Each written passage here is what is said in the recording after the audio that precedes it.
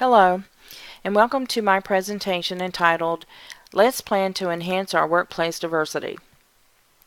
My name is Deborah J. Randolph, and I'm the Director of the Health Information Management Department at University Hospital. We have had workplace diversity as a goal for some time, but we want to have a more focused plan for making it happen. What is workplace diversity? BusinessDictionary.com defines workplace diversity as similarities and differences among employees in terms of age, cultural background, physical abilities and disabilities, race, religion, sex, and sexual orientation.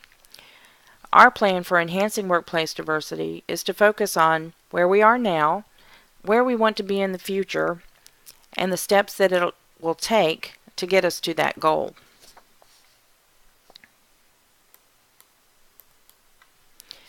When we are done with the presentation, you should be able to give a definition of workplace diversity. You should be able to list at least 3 legislative acts that affect or mandate workplace diversity, list at least 3 benefits to our organization for workplace diversity, and list at least 3 ways that our organization can promote workplace diversity. Workplace diversity refers to a situation in the workplace in which employees at every level come from varied cultural backgrounds. This variance is not merely being tolerated by the management, but is actively encouraged by it. Sometimes workplace diversity can result naturally due to diversity in the surrounding populace if it's coupled with an attitude in management to avoid discrimination against any particular cultural or subcultural group. In this case, management may actively recruit and promote members of diverse cultures in an attempt to create workplace diversity. Here are 5 major pieces of legislation that were enacted by the federal government. In some cases, certain businesses are exempt from certain legislation because the business is too small to have a diverse workplace. However, every business, no matter what its size, is prohibited from actively discriminating against members of a range of cultures. Now we have a list of 5 benefits to a business which has marked workplace diversity. We're going to take each one individually. First, we have avoidance of legal problems. This refers directly to the list of laws and regulations as described in the previous slide. Most of those laws and regulations have corrective and/or punitive measures attached that will be applied to businesses that are found to be in violation of the law's requirements. Increased adaptability. This refers directly to marketplace changes and companies need to adapt. Companies with a diverse workforce can adapt to changes in their marketplace. As the general population becomes more culturally diverse, that means that potential customers come from increasingly diverse cultural backgrounds. A company with a similarly diverse workforce can more easily predict changes in market demands and move to meet those shifting demands. Broader service range. At first you might confuse this with increased adaptability, but it's subtly different. Companies that have employees from many cultures can have better access to national and international markets through certain employees. Variety of viewpoints. With different cultures comes differing viewpoints. This is a strength, not a weakness. It's beneficial for a company to avoid the pitfalls of groupthink. Enhanced execution.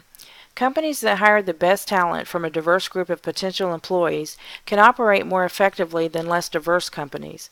The best available talent means a company's collective education and experience are greater than non-diverse competitive companies. The diverse company is likely able to select from a larger pool of more experienced and better educated employees.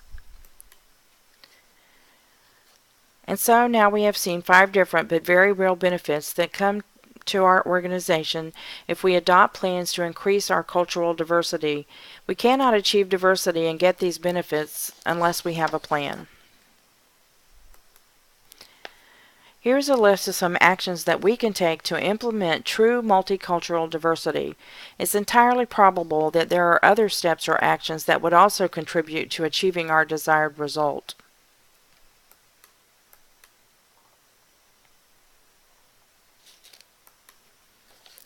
One of the biggest problems with undertaking any project is overcoming resistance within the ranks of affected employees.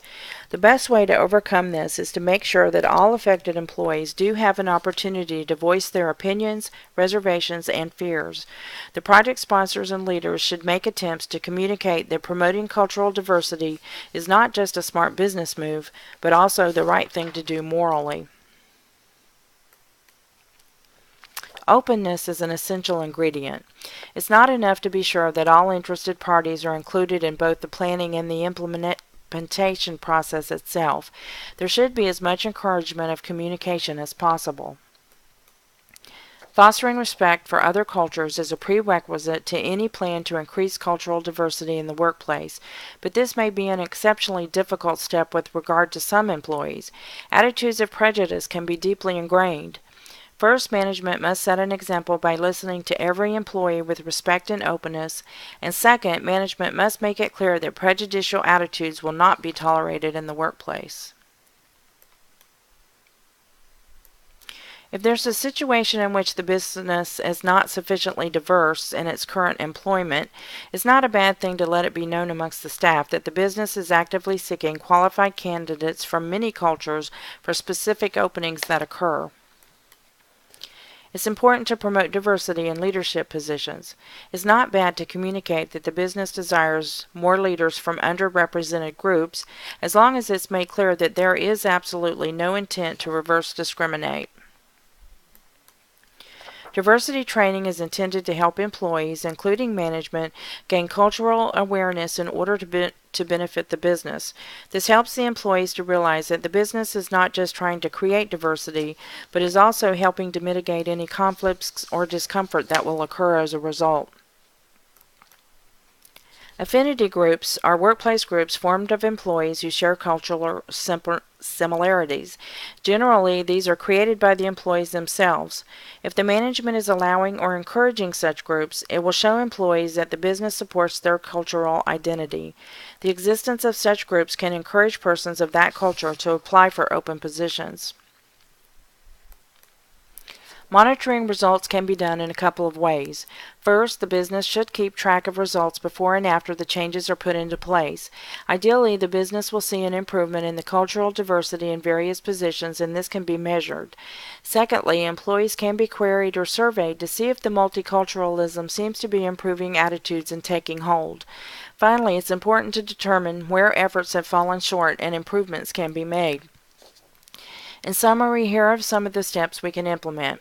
They're presented here in no particular order with no particular time frame. It's up to the committee of the affected employees and management to determine which steps to take first and to suggest other steps. Communication and inclusiveness is the key. The sooner we get started on these steps, the sooner our organization can begin to realize the many benefits of workplace diversity. Are there any questions?